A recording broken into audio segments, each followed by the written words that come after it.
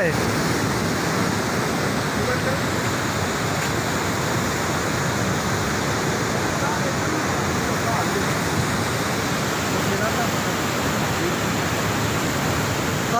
तस्वीरें मैं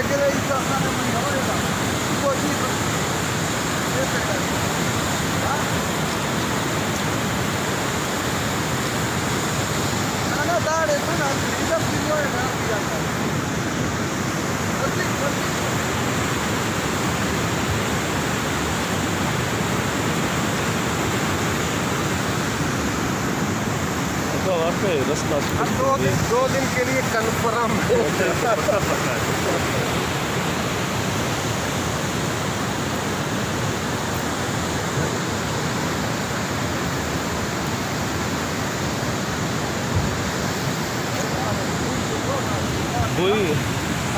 खतरनाक नहीं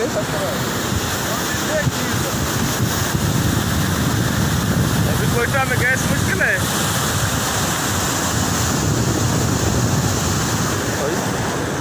फुल ड्रांग करो। हाँ